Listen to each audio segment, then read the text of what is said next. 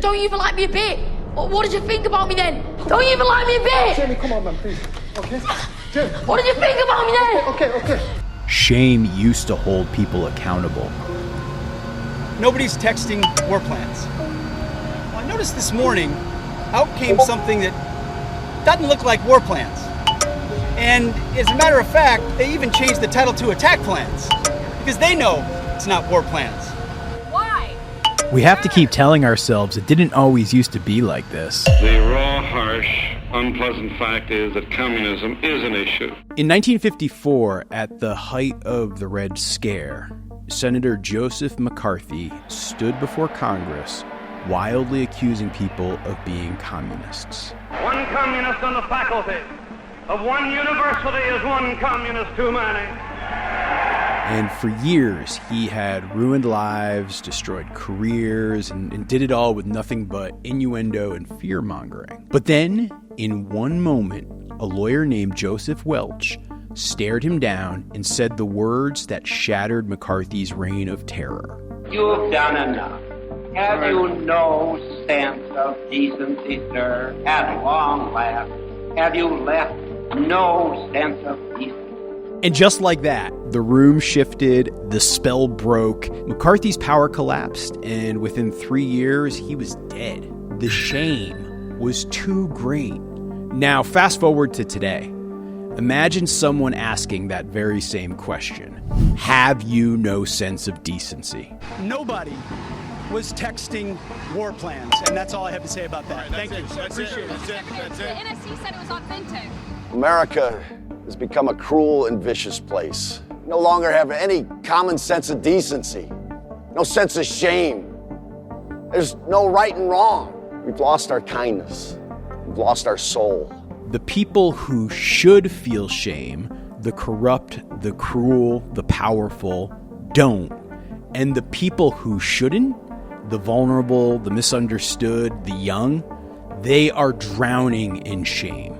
Donald Trump strides confidently across a stage, flashing a broad grin despite multiple indictments and convictions and an accumulation of scandals that would have ended pretty much any political career just a few decades ago. Elon Musk waves off credible accusations like their PR noise. I mean, Doge started out as a meme. Think about it.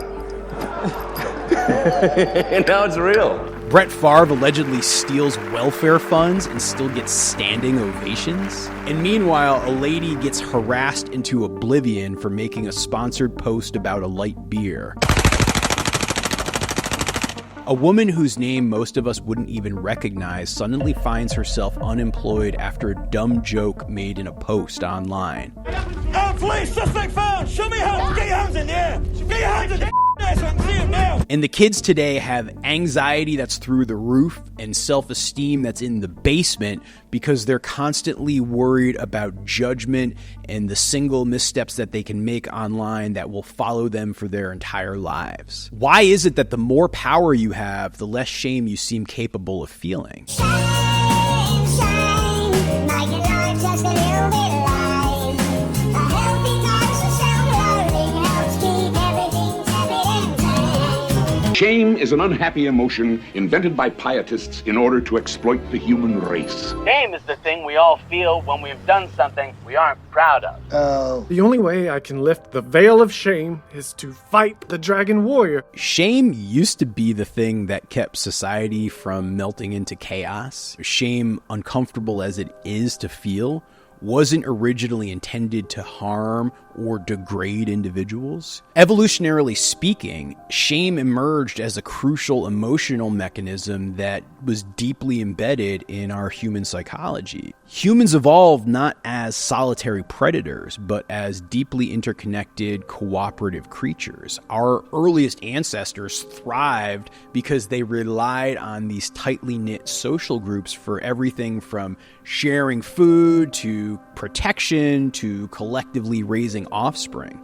Survival wasn't guaranteed through brute force or strength. It depended on effective collaboration, mutual trust, and an adherence to shared norms. And in the earliest Homo collectives, any behavior that disrupted social harmony, deceit, selfishness, betrayal, All of those things could not just threaten the individual, but it could threaten the group itself. And so in these small hunter-gatherer communities, shame also emerged as an evolutionary adaptation to counteract the selfish impulses that every organism needed to have. If an individual violated group norms, they risked being ostracized. Ostracism wasn't just a social punishment. Back then, you couldn't survive on your own. Being alone was an existential threat. Alone, a human stood very little chance of surviving the dangers of their environment. Shame functioned as an emotional safeguard, prompting remorse, showing other people that you get it, and really giving everybody involved a shot at patching things up. In ancestral environments, being shamed could mean exclusion from the group, a life-threatening prospect. Therefore, shame served both to protect the individual and preserve social harmony. Groups reinforced by shame were stronger, they were more cooperative, and ultimately they were more successful. Over generations, this sensitivity to shame was reinforced biologically and socially, deeply embedding itself into all of our emotional wiring. The emotion arrives from a complex integration of neural circuits that evolved to help us maintain social bonds and prevent rejection. Studies reveal that shame activates regions of the brain associated with physical pain, suggesting it evolved precisely to signal severe threats to our social bonds, just as physical pain signals threats to our physical bodies. Feeling shame doesn't just create psychological discomfort.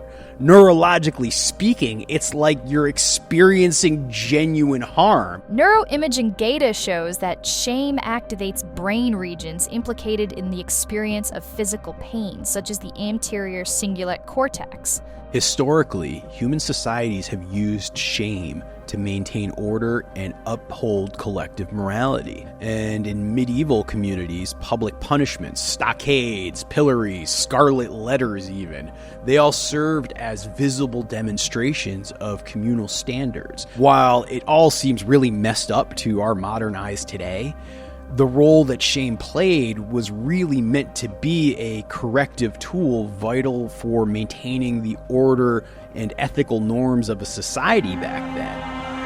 Shame. Shame. Even in modern democracies, shame retained its power in recent history. To leave office before my term is completed is abhorrent to every instinct in my body. But as president, I must put the interests of America first. Therefore, I shall resign the presidency effective at noon tomorrow. Nixon stepped down not because he was forced out by violence or immediate legal compulsion. He stepped down because of shame. The pressure exerted by millions of Americans and their representatives. They made his leadership situation untenable. And shame proved powerful enough to topple even the highest office holder, underscoring its essential role in enforcing accountability at every societal level. And yeah, family, religion, community, they all played roles in establishing clear moral guardrails. But what are moral guardrails other than shame? And we'll talk more about this later, but just so you know, it's not that I'm saying that shame in itself is condonable. What I'm trying to say is shame has historically always played an important role in the formation of human societies, going all the way back to before there were even humans. Yet shame by itself wouldn't be all that impactful, because shame, to be successful, requires another critical human capacity: empathy.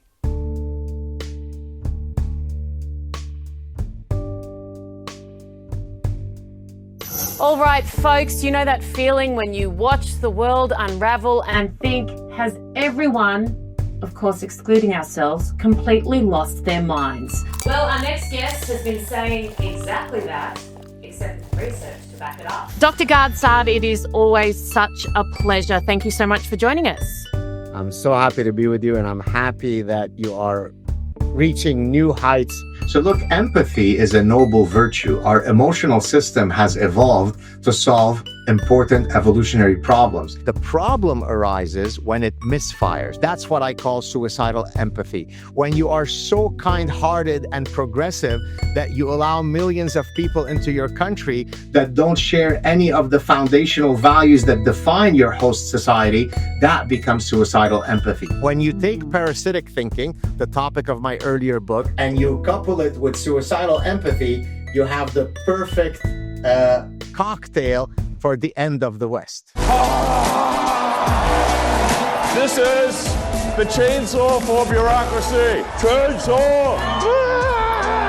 What most people miss about the idea of shame is that you can't feel it unless you care about what others feel. My therapist says that I'm an empath, which means that I'm deeply attuned to others' feelings. It's not just about breaking a rule. It's about feeling the emotional impact of that break. It's about seeing yourself through someone else's eyes and not liking what you see. You feel shame not because you got caught, but because you understand on a gut level that you let someone else down, that you've hurt someone, that you've fallen short of who you claim to be. And if you don't have that ability of empathy, you don't feel that shame. What if you can't or won't imagine someone else's pain? Low empathy equals low shame. Narcissists may intellectually grasp at their behavior is socially inappropriate, but they often fail to internalize the emotional consequences due to their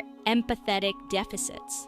Individuals with antisocial traits often lack this perspective-taking ability, resulting in a diminished experience of shame despite repeated violations of social norms. People with antisocial traits, narcissists, sociopaths, manipulators, they can intellectually recognize when they've done something wrong, but they don't feel the wrongness. Meanwhile, the people who feel the most shame are often the ones who care too much. The sensitive, the introspective, the ones who replay conversations in their head for hours wondering if they hurt someone's feelings. The ones who feel crushed by a single critical comment in the comment section of their YouTube videos. Because they can see through others' eyes. They imagine their actions and the ripple effects they create. They feel responsible even when they shouldn't. There's so much empathy that you actually suicide yourself. Yeah. Like, I believe in empathy. Like, I think you should care about other people, but you need to have empathy for civilization as a whole and not commit to a civilizational suicide. As Elon Musk famously said at a recent Red Pill Toastmasters event, fundamental weakness of Western civilization is empathy. The empathy exploit. They're exploiting a bug in Western civilization, which is the empathy response. And here's the uncomfortable part about that. He's not entirely wrong. Empathy is being exploited. It's being gamified. It's being monetized. It's being engagement farmed. Right. Understand when empathy has been actually used as a tool. Yes. It's weaponized empathy. And while Musk may frame empathy as a weakness, the opposite is true. Empathy, far from being a flaw, is an essential social strength. Without empathy, we cannot experience shame. Without shame, we cannot enforce collective moral standards. And then the result, inevitably, is a world where shamelessness becomes an advantage over a liability. Go f*** yourself. Go f*** yourself. Is that clear? I hope it is. One increasingly influential voice on this topic, and he's the dude who influenced Elon and others. I mean, there's a guy who posts on X who's great, Godsad. Yeah, he's a friend of mine. He's been on the podcast a bunch of times. Yeah, he's awesome. He's the one who coined the term suicidal empathy to describe a form of empathy that he believes has become dangerously misguided. The problem is when empathy misfires, it either becomes hyperactive or it misfires in directing the empathy to the wrong persons. And I can show you many public policies where you have these insane policies, all of which are due to suicidal empathy. We're too nice for our own good.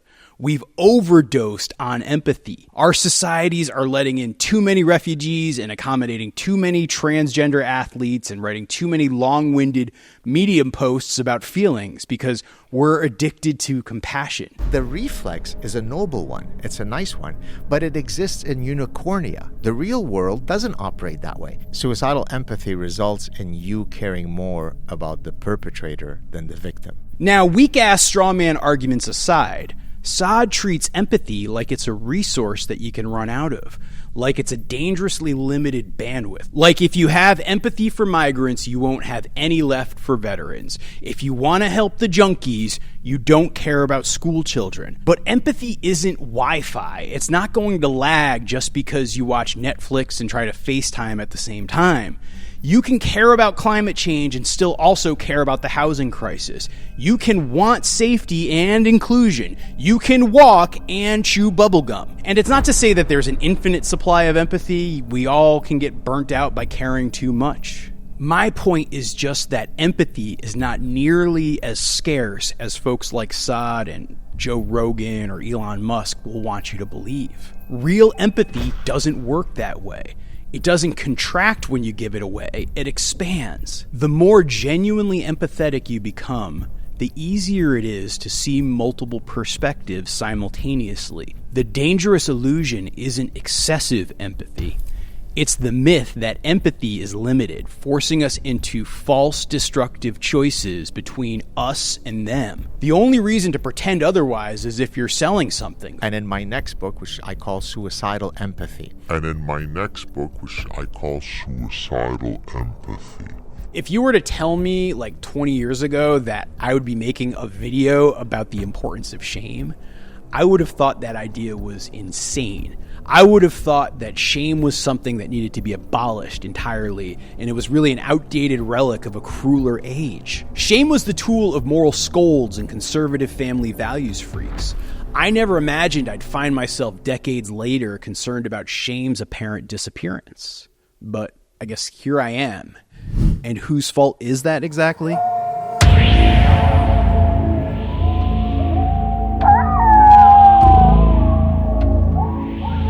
What a shame when we look at all that death and destruction and the ruination of a country. They have no shame. It's a shame they can get away with it. It's a shame what they're doing. It's a shame what they've done. The same people, they get up, they have no shame. And it's a shame what's happening. And it's a shame it took so long. It's just a shame. But it's a shame. I said, isn't that a shame? When you try and demean something so important for politics, it's a shame. Well, I think it's a shame. What a shame that is. What a shame, what a shame, what a shame. What a shame, what a shame, what a shame. What's happened is a shame. When I see what's going on, it's a shame. It's a shame you can get away with it. And it's a shame what happened. Because, we're talking about something that we shouldn't even be talking about right now. Long before Donald Trump descended down the golden escalator to announce his presidential ambitions, he had already mastered an entirely different art form, the commodification of shame. I mean, just look at his track record.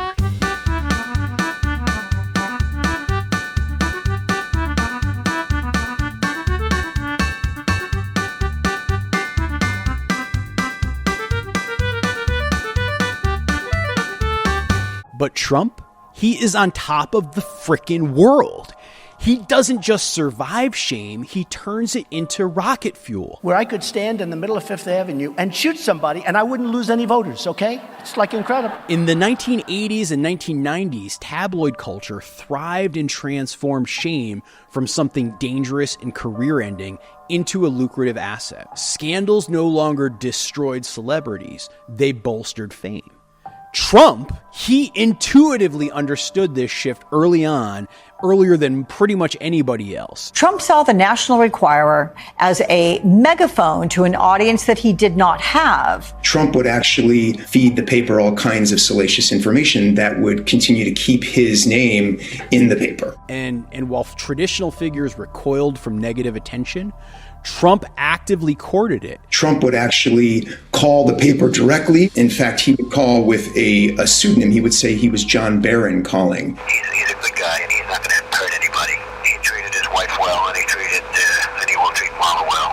And he's somebody that has a lot of options. And frankly, he gets called by everybody. He gets called by everybody in the book in terms of women. It was common knowledge among New York reporters that Trump just assumed a different name and handled the media calls himself. He recognized a fundamental truth about modern media. Attention mattered more than reputation. Generally in politics, you want to get people's attention for the project of persuading them. What Trump figured out is that in the attention age, in this sort of war of all against all, actually just getting attention matters more than whatever comes after it. And one way, reliably, to get people's attention is negative attention.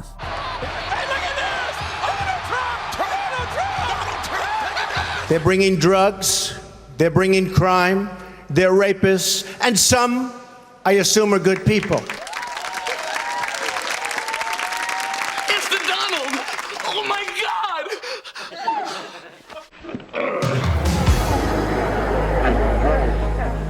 God! Tabloids like the New York Post and the National Enquirer and gossip-driven TV programs thrived by sensationalizing scandals. They didn't care if the subjects felt remorse or shame. The tabloid's purpose was spectacle, outrage, controversy. Inquiring minds want to know. I want to know. Find out in the Inquirer. Over 100 features for people with inquiring minds. Like me. Trump, who long ago cultivated relationships with tabloid and gossip columnists, he became an expert in leveraging controversy to his advantage. Well, Rosie O'Donnell's disgusting. I mean, both inside and out. You take a look at her, she's a slob. You've called women you don't like fat pigs, dogs, slobs. Count Only Rosie O'Donnell. He understood intuitively that shamelessness could be a strength. The more outrage he generated, the more attention he gained. And he wasn't alone in recognizing this. The 2000s gave us a new class of celebrities who lived on the edge of ridicule and reality. Kim Kardashian, Paris Hilton, Perez Hilton, Snooki, The Situation, Joe Francis, Charlie Sheen. Are there any drugs in this house? If there Shut that down for a second. If there are, you better find them and give them to me immediately. An entire ecosystem of people who became famous not despite being mocked, but because of it. Shame stopped being a deterrent.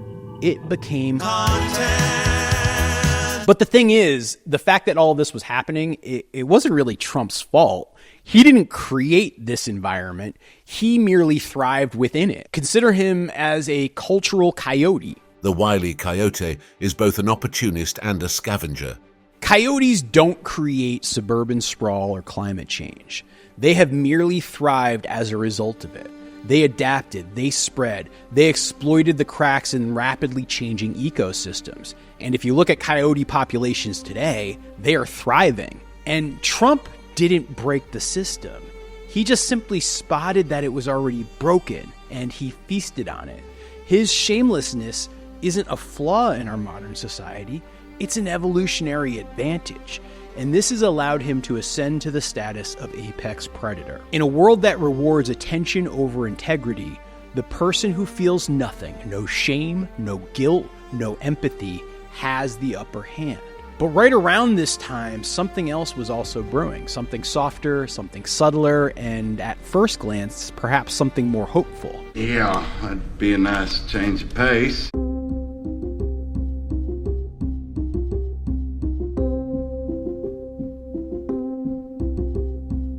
First of all, let's just talk about shame. You've studied it. I did. Not many people have studied it. I wanted to study it, and a lot of people said, no, don't study it, don't study it. So I thought, oh no, then I'm going to study it definitely if I shouldn't study it. And I go to the stats at the library or college, and the first article I pull says the decision to study shame has been the death of many academic careers. Oh my goodness. You know why? Why? Nobody wants to talk about it. In June of 2010, there was this TED Talk that was delivered at a tiny TEDx event in Houston, Texas. I'm going to spend a year.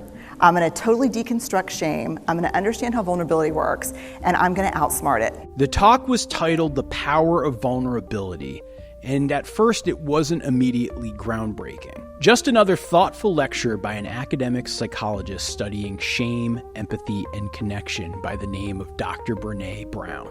But within a couple of months, that unassuming 20-minute TED Talk went viral, and it catapulted Brown from academic obscurity into international prominence. I'll be hanging out with Oprah, doing yoga with Deepak, Chopra, cause I'm a pop psychology superstar. Therapize my haters while I cruise in the car. Life coached up, now I'm raising the bar. You read memes, I live the memoir. Vulnerability is our most accurate measurement of courage. To be vulnerable, to let ourselves be seen, to be honest, we have to talk about shame. Brown's message resonated deeply because it offered a fresh narrative around shame. Her central insight that shame isolates us while vulnerability and openness bring us genuine human connection. For generations raised to hide vulnerabilities, failures, and imperfections, Brown's work felt like this revolutionary idea. Her work taught us that our deepest fears, once openly acknowledged, can actually become sources of healing rather than sources of shame. And I personally count myself among those folks who saw value in her work. You know, for years I struggled silently with a binge eating disorder. Shame isolated me and convinced me I was uniquely defective and broken and undeserving of compassion. You know, growing up, I was overweight and I was socially awkward. I was always painfully aware of how others perceived me. I was the fat kid. I was the butt of jokes. I was teased constantly. And things that, you know, can be so deeply personal became a public spectacle. And as a result of that, shame taught me to hide. It taught me to shrink away. And it taught me to fear the judgmental gaze of others. Brown's work, along with the buttload of therapy, actually really helped me understand that there's a different path. When I finally embraced vulnerability and shared my struggles openly, I actually discovered a pretty profound sense of relief. Vulnerability allowed me to shed the heavy armor of shame and connect authentically with other folks about my own personal problems. And Brené Brown's teachings, they really did measurably improve my life. But with profound cultural shifts, there's always going to be a darker side. And Brown's breakthrough coincided precisely with another seismic shift in the culture. We are very excited to announce we have 500 million active users on Facebook who are actively connecting to people they care about. 2010 wasn't just the year of Brown's TEDx talk. It was also the year Facebook hit 500 million users. It was the year Twitter hit 100 million users. It was the year that Instagram was launched. It was the dawning of algorithmic emotional capitalism. And vulnerability, it became content. Daddy made you your favorite open wide. Suddenly, influencers were crying on camera, posting tearful, "I'm just being real" captions, monetizing trauma, wielding authenticity as a brand. I love you guys.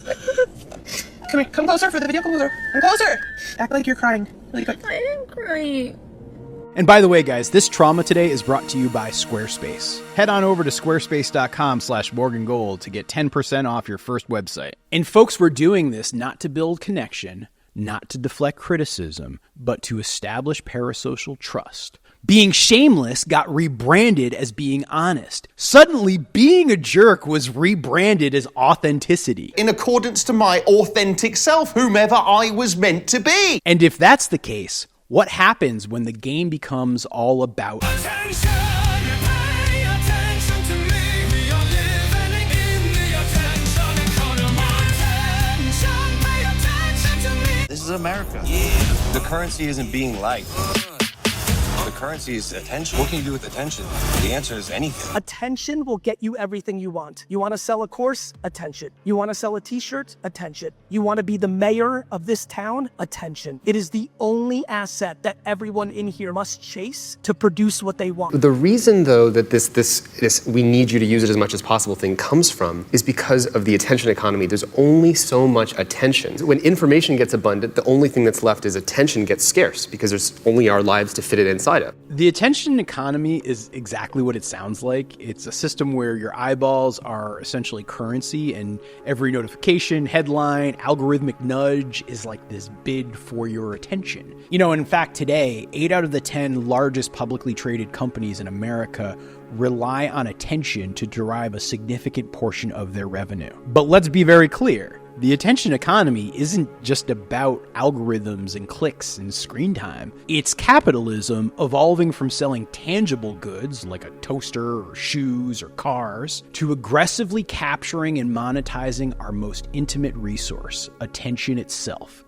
And in this business model, your gaze isn't just valuable, it's the product. The longer people remain engaged, the more ads platforms can serve, and the more revenue they can generate. In traditional capitalism, companies succeeded by convincing you that their product was worth buying. But now success relies on forcing you to watch, scroll, and react. Your outrage, your curiosity, your fear, your joy, they are actively being engineered to generate revenue. And the more successfully these emotions are triggered, the greater the profit is for investors, transforming every aspect of human experience into a shareholder commodity. And I'm not even sure how to articulate this, but there's this quirk in human psychology that the algorithms themselves exploit. Emotionally provocative content, it's the thing that generates the most engagement. Emotional content, especially anger and anxiety, reliably drove engagement. Negative and sensationalist content thus becomes algorithmically prioritized, and then it has this impact of reshaping the entire cultural landscape. We came in and grabbed you two by the balls. I know for a fact it wasn't ready for the pulse. I've made a severe and continuous lapse in my judgment. Consider the examples of Logan and Jake Paul. A little erotic, bro. If we're both in these, at what point do we go from being brothers to lovers? Neither brother actually rose to prominence through traditional talent or artistic innovation. Instead, they grasped very early on that Tonight, residents in a West Hollywood neighborhood are angry. They say they've had enough of the chaos created by a social media star known for his crazy antics. Jake Paul notoriously set fire to furniture and harassed neighbors and tried to beat up an old man on Netflix. Logan Paul's most infamous moment was filming the body of a suicide victim in Japan, provoking global outrage. Did we just find a dead person in the suicide forest hanging? Yet rather than ending his career, the scandal put him over the top. Attention, however negative, it becomes a profitable commodity. If a woman is going out with a man, she belongs to that man. That's his woman. So if she wants to do OnlyFans, she owes him some money because she's his. Andrew Tate offers another example of this. Tate openly bragged about misogyny, flaunted wealth, and he's made some exceptionally inflammatory statements that explicitly were designed to trigger viral backlash. Life for a man is harder than life for a woman. We need to have a lot of to be an important man. To be a woman, you need makeup. If you're the kind of person who feels like they need therapy, you're useless. Public outrage didn't damage him, it fueled his rise. Until human intervention, the algorithm rewarded every provocative statement the guy made, pushing his videos deeper into user feeds and drawing even more followers. The louder the condemnation got, the greater Tate's reach became, converting negative attention directly into wealth and influence. Tate, a vocal Trump supporter, forecast his release 2 weeks ago, posting, "The Tates will be free. Trump is the president. The good old days are back." Did your administration pressure the Romanian government to release them? And if so, why? I know nothing about that. Much like Trump, these figures understand the attention economy intuitively. They recognize that morality is irrelevant in an ecosystem optimized solely for capturing attention. Every media platform is just vying for attention because it's so valuable now and hard to get. One way to do that is show stuff that is captivating, even if it's in a bad way. Bro, content in general is so saturated right now, and to be able to get attention is hard and is going to get so much harder. All that negative attention, because as I said before, attention is a currency. It's just energy is quite literally the most valuable thing you can ask for. So coming back to the idea of shame, which was once society's powerful check, is now effectively stripped of any corrective force it once had. In fact, moral outrage becomes integral to the business model of folks like Tate or the Paul brothers. The more shameless their behavior, the more successful they become. And the platforms themselves aren't morally neutral in this scenario. The algorithms that drive social media engagement don't merely observe shamelessness, they actively reward it. So in pursuit of growth, tech companies quietly built systems perfectly calibrated to amplify controversial behavior. Outrage and scandals and provocative content yield high engagement metrics. High engagement metrics attract attention. Attention attracts advertisers. Advertisers bring revenue. And then the cycle repeats over and over and over again, each turn rewarding shamelessness more than the last. And as a person who earns their living through your attention in videos like this one, I've got to acknowledge my own culpability in it all. If I think about some of the most controversial and viewed moments I've been involved with over the years, either unintentionally and in some cases intentionally, they've all played off of stoking strong negative emotions and reactions from viewers. And yeah, looking back on it all now, I feel shame because I see myself as a coyote here thriving. For too many of us, it's become safer to retreat into our own bubbles, whether in our neighborhoods or on college campuses or places of worship, or especially our social media feeds. Surrounded by people who look like us and share the same political outlook and never challenge our assumptions.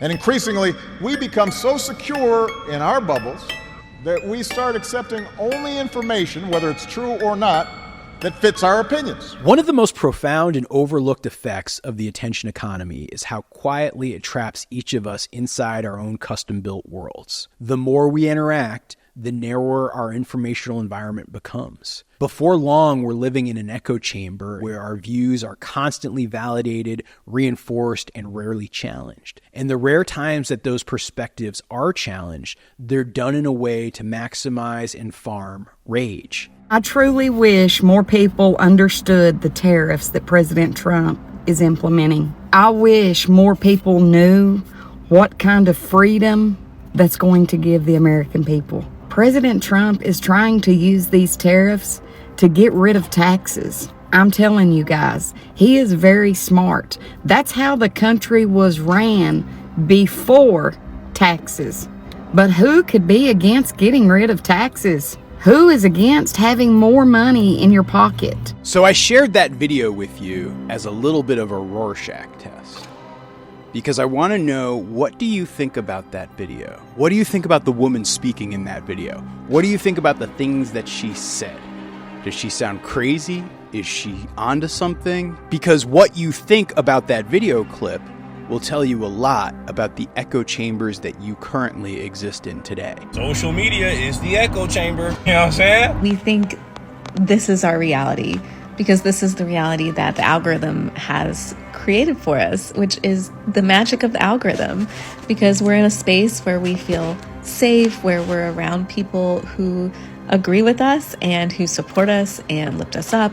And we don't feel crazy because we're like, see? But then it leads us to believe things sometimes that, or believe that there's this reality is the reality for everyone, and it's just not true. I have forbidden you to bring that disgusting echo chamber into my house.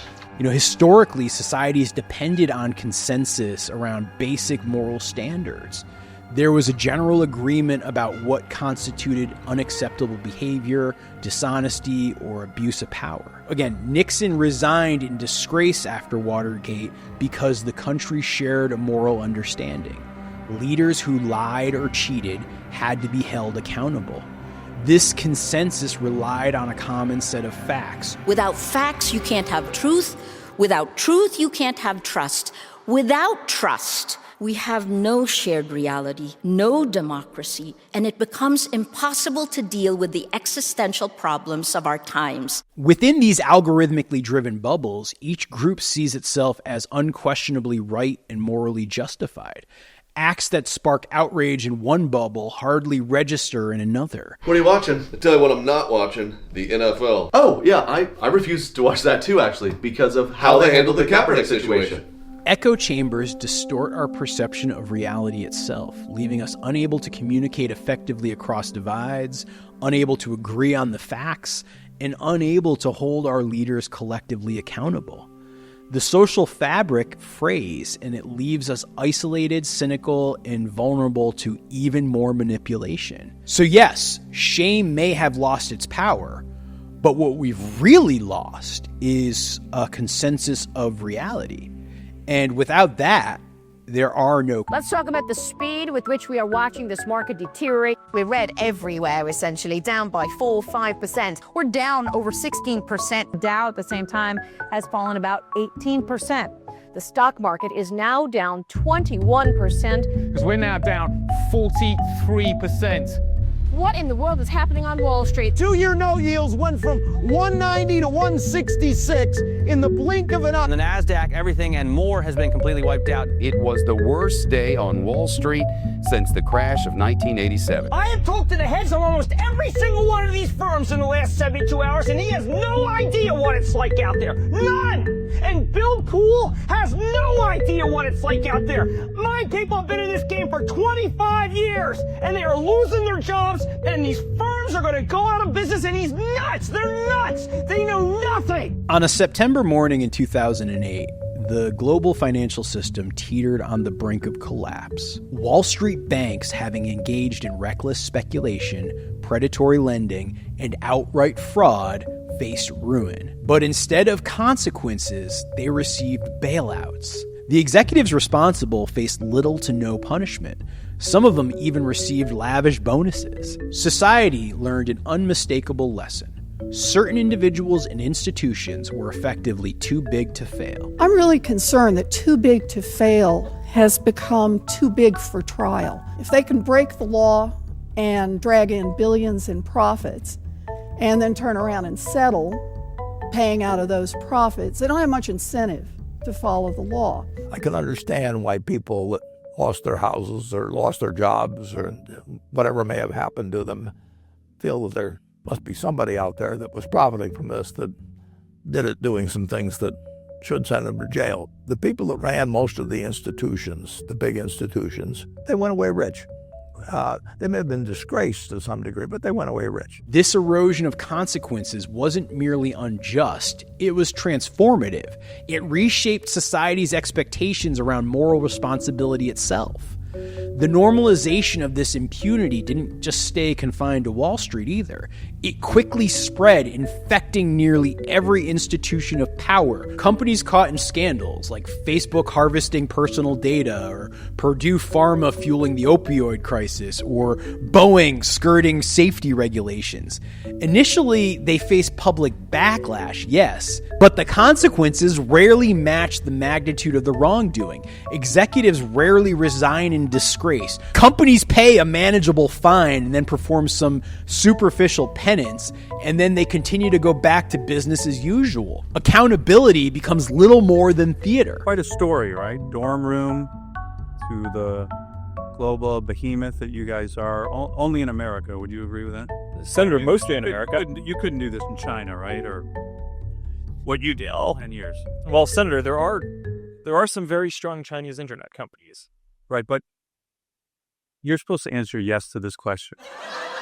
And echo chambers and media fragmentation compound this problem. Figures caught in scandals simply pivot to sympathetic echo chambers. Right-wing figures accused of misconduct go unpunished as conservative media outlets dismiss the criticism as partisan attacks.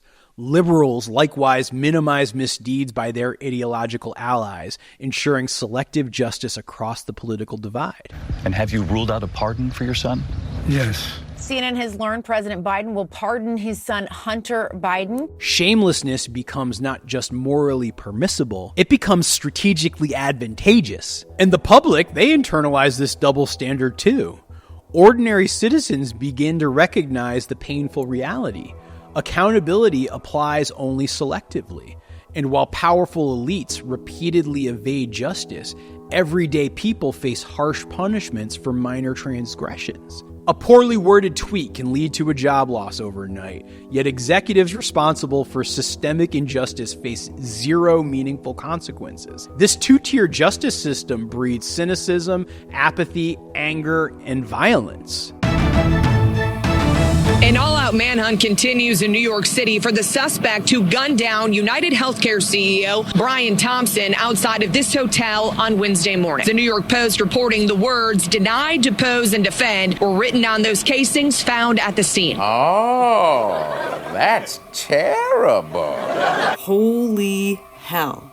I have never seen a more macabre group of comments than I have today on a posting of a man who was brutally schmurdered. We've entered a phase of cultural numbness where scandals feel like background noise, where the public watches a protest or a leak or breaking headlines and just collectively shrug. What the Biden administration did is show working people that those in power can just ignore these big, massive protests and not pay any political price for it, folks said. Because absolutely nothing happens. We've seen governors ignore pandemic deaths, tech CEOs silence whistleblowers, police departments caught on camera committing violence, and still no charges, no resignations, no reckoning. They just wait it out and change the news cycle. Deny, deflect, and pivot.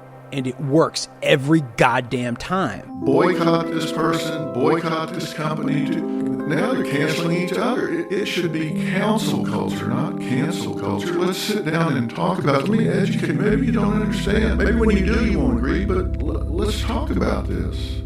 I think it's social media. All right, I know I've kind of been down on social media, but here's actually the thing about social media. For all of its flaws, one of the most powerful and important things it ever did was it democratized who gets to speak. Suddenly, you didn't need to be rich, you didn't need to be famous, you didn't need to be well-connected to tell your story. Victims who were ignored for decades, people who were silenced by institutions, mocked by the media, passed over by the courts, they finally had a platform and they spoke.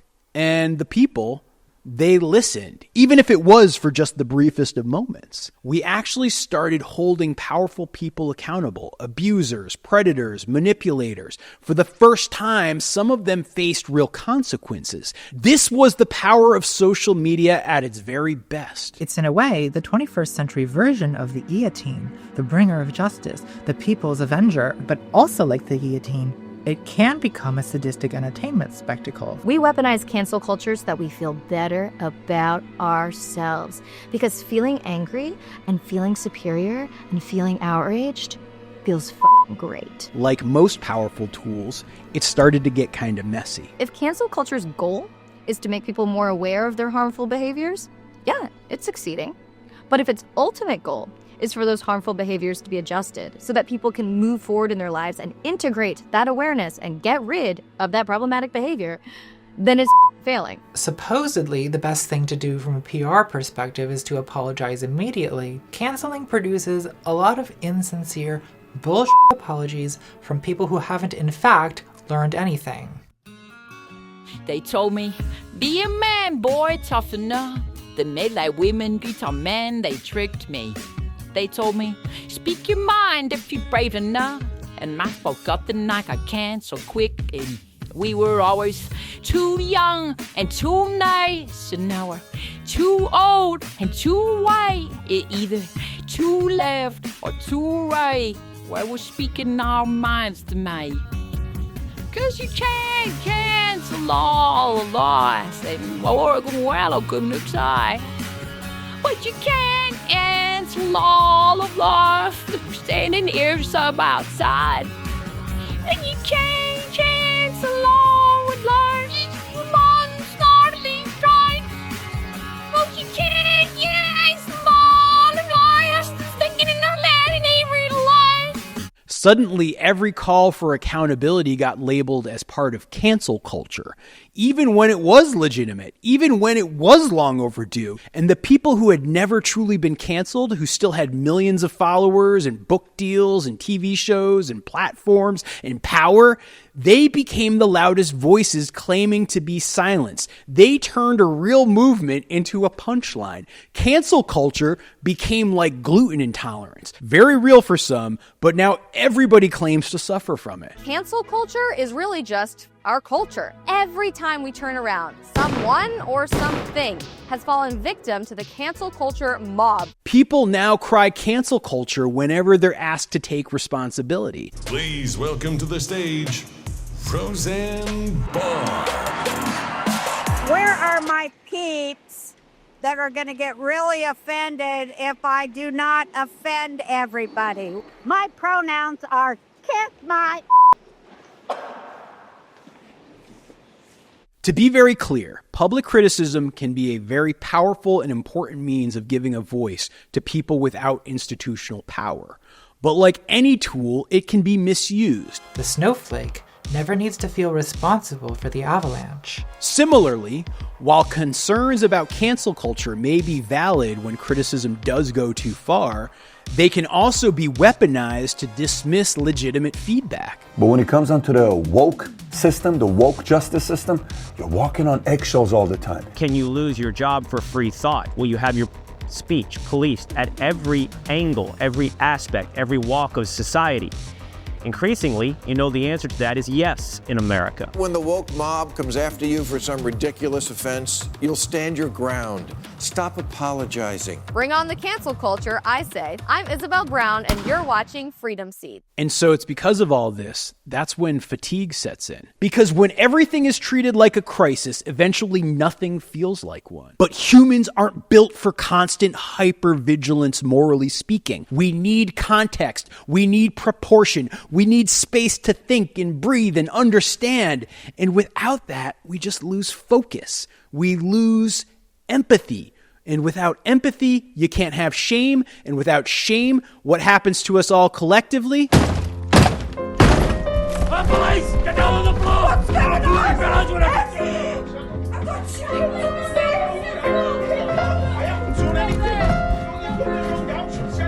You're making a big mistake.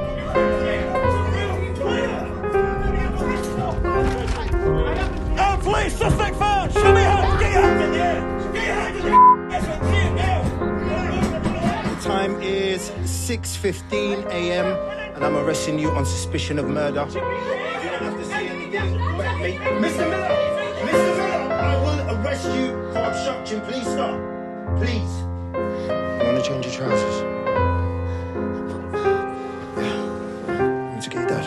I don't know if you guys have seen it yet, but there's this new Netflix miniseries called Adolescence. It is a story that is centered on a 13-year-old boy and a crime he commits, and I'm about to give you major spoilers, so just be warned.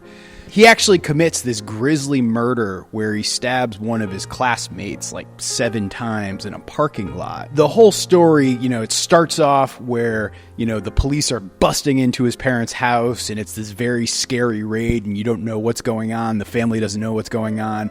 The police take him into custody, and over the course of the first episode, we come to learn that this kid actually stabbed to death a girl from his school. And at the end of the first episode, where after questioning him for about 10 minutes and establishing like what he was wearing and what his sneakers looked like and his movements throughout the night, and then they play on a laptop a surveillance video of him actually committing the crime. This is of you and Katie from the car park last night where a confrontation happened. Yeah. I think that's enough. Okay?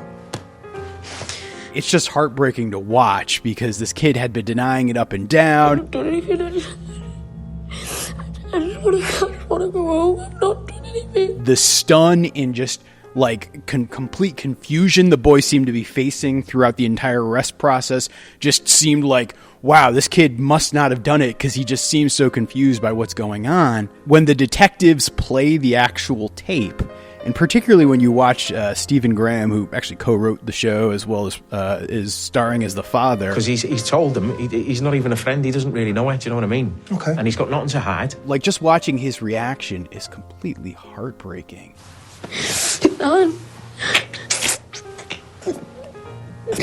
And while it's just a very compelling story, and it's so well done. I mean, the entire show, like each episode is like one long, hour-long take. And just for the record, I am obsessed with the drone shot that they have at the end of episode 2. I spent days trying to figure out how they did it until I saw this behind-the-scenes video. And I'm sure this show is going to inspire moral panics for like years to come. It seems the whole nation is talking about adolescence. As a dad, I have not found it easy viewing. We've been watching it with our children. But to me, the thing that stuck out most at the end of that first episode was the way that when Jamie was confronted with pretty concrete evidence that he committed the crime, he continued to act like he didn't commit the crime. wasn't. I've not done anything. And even though his father and he just watched a videotape of him killing a girl, he was saying it wasn't him. I didn't kill her. You think it is because you've seen the video. You can't trust videos anymore. It's all fake news. You know, whatever we're going to call this current cultural moment that we are in here in 2025, the thing that I wonder about is not so much how it affects folks in my generation or like the next generation down, but how's it going to impact the kids? Like, Won't somebody please think of the children? oh my freaking God, it took me 45 years, but I've finally become that person. I never thought I'd be here, but here I am. I mean, throughout the entire course of this show, right? We are confronted with children living in a world where their social relationships are heavily skewed through online activity. Bullying is rampant. The manosphere has this undue influence on their culture and how they perceive themselves. Oh, she's saying he's an incel, Dad. He's 13. How can you be involuntary celibate at 13? The teachers seem to have no clue as to what's going on, and are coping by either being way too burnt out to care or just responding with anger. All right, that's enough. I said stop that, Fredo. I said stop that! And the parents, you know, for example, like Jamie's parents in Adolescence, they just wonder where they went wrong and what they should have done differently. Shouldn't we have done more, though? But there really is no playbook to say that what they should have done differently was X or Y, and it's just left as an unanswered question by the time the series ends. You know, Jamie was this kid who had low self-esteem and was probably bullied a little bit. You said you were bullied. The three of you were bullied. People like you just love talking about bullying, don't you? And he had really adopted this worldview of the 80-20. What's an 80-20 thing? Where 80% of women are attracted to 20% of men. And if you're in that remaining 80% of men, you might as well just be an incel, which is messed up in its own right. But even setting that issue aside, it is a scarcity mindset that actually doesn't look all that different than other aspects of our culture and society that we see today. In our country today, the top 1% owns more wealth than the bottom 92%. And so when he sees that this girl, Katie, shared one of her nude photos with a guy who then shared it with a whole bunch of people, and then that damaged her reputation, for Jamie, that made him think that, oh, wow, maybe she's like reduced her value enough that she would talk to and maybe go out with a guy like me. I did ask her out after the photo. Everyone was calling her a slag or flat or whatever, so I thought when she was like that weak. Her weakness made her more gettable, was your theory? Yeah. Which is messed up. I thought you said you didn't like her. No, she's flat, that's fact, but I didn't mind that. He does not have the tool set to think about how his emotions should work and how he should handle his feelings around things like shame. She just laughed and said, oh, I'm not that desperate. Like throughout the series, even his father, who seems like an overall decent person, clearly has problems dealing with what his feelings are and how to express them and how to express them to his loved ones. And so is it really any wonder that kids like Jamie are seeing influencers like Andrew Tate? It doesn't matter if a man slept with 20 girls or 200 girls. He is still the man. If a woman slept with 200 men, she is worth less. And that is the thing that's creating a worldview for them to think about how they deal with their relationships with women and really society as a whole. And I don't know about you guys, but for me personally, when I see a kid like Jamie struggling with so much shame and how to handle and process those feelings of shame, my heart really goes out to him. Because I don't know, I can remember what it was like to be an unpopular 13-year-old kid and feeling like I would never ever be able to get a date and nobody would want to ever be with me. And perhaps if he did have role models who were trying to teach him how to handle that shame and let him know that, yeah, those teenage years are some of the worst years and just hang in there, buddy. And who knows, maybe you too will one day marry well out of your league. Instead, when Katie rejects Jamie and then she teases Jamie, and she goes online and calls him an incel, and all of his other classmates like that comment to say, thumbs up, yeah, we too agree that this 13-year-old boy is an incel. She was a bullying bitch, right? That's the thing, you see. That night, I didn't touch her. That right there is the trigger that makes Jamie snap and commit a horrific act. I could have touched her, but I didn't. I had a knife. She was scared, but I didn't do that. Jamie's shame leads him to act shamelessly. Do you understand that Katie's gone and she can't come back? I didn't do it. That whatever claims you make as to her character, I didn't mean whatever she was a bitch. claims you make about her, she's gone. Even when confronted with the actual concrete information of what he did, his retort, You can't trust videos anymore. It's all fake news. where could kids like Jamie ever see behavior like that? No, I'm not going to give you a question. I'm not going to give you a question. Can you stay categorically? You are fake news. You know, this is probably going to be a take that gets me a whole heck of a lot of flack. But when I look at a person like Donald Trump, I feel like deep down, well beyond the hair plugs and foundation makeup, underneath it all is essentially a kid not all that different from Jamie, and was probably not given the appropriate tools for how to handle shame, and was led astray and taught ways of dealing with shame and failure in ways that would be destructive and that would be unhealthy. Roy Cohn's 3 rules of winning. The first rule is the simplest. Attack, attack, attack. Rule 2. Admit nothing. Rule 3. This is the most important rule of all. You claim victory and never admit defeat. Never admit defeat. Fun fact that has nothing to do with anything. Roy Cohn worked as a lawyer for both Donald Trump and Joe McCarthy. The Roy Cohn of 1954. The arrogant young man always at Joe McCarthy's ear. McCarthy was impressed by Cohn's work in helping to send the Rosenbergs to the electric chair. When McCarthy and McCarthyism died, a lot of people thought it spelled the end of Roy Cohn, destroyer of reputations, whose venom had no limit, was washed up, finished. Today, the rich and the powerful and famous seek him out for the biggest of big money lawsuits. Donald Trump supposedly has said many times in frustration, where's my Roy Cohn? And as legend has it, Donald stuck out his hand and introduced himself. He says, I followed your career, and you seem you're a little bit crazy like I am, and you stand up to the establishment. Can I come see him? I said, sure. Cohn looked at Donald Trump as a protege. Donald had the money, and Roy had the balls and the shrewdness. Donald Trump learned a lot of things from Roy Cohn, but I think that you could kind of sum it up by saying that bullying works really well.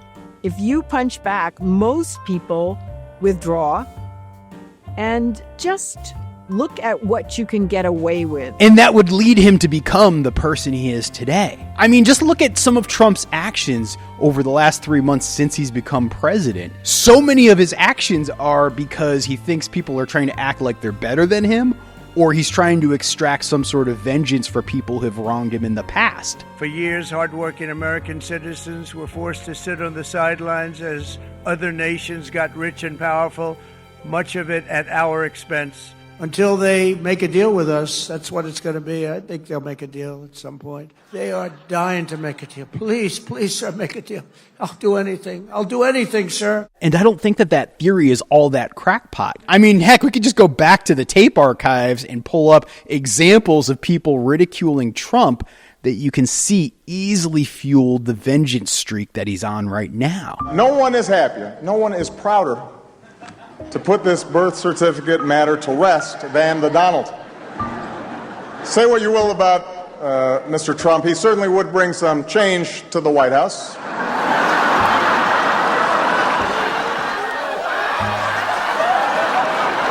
All kidding aside, obviously we all know about your credentials and breadth of experience. For example, no, seriously, just recently, in an episode of Celebrity Apprentice, at the steakhouse, the men's cooking team did not impress the judges from Omaha Steaks. And then, of course, there's Donald Trump. Donald Trump has been saying that he will run for president as a Republican, which is surprising since I just assumed he was running as a joke.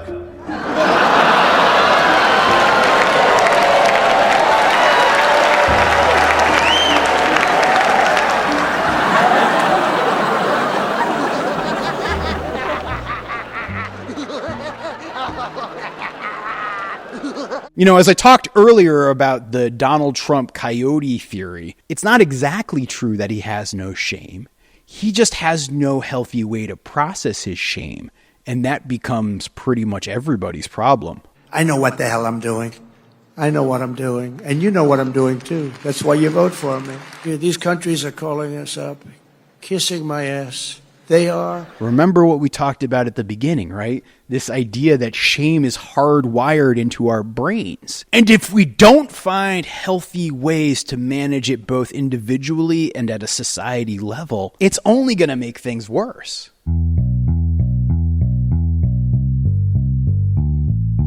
When I first began exploring the idea of the death of shame, I really hoped to uncover some really straightforward answers and clear pathways for improving things. And if you came here hoping for a fix, I'm sorry, brother.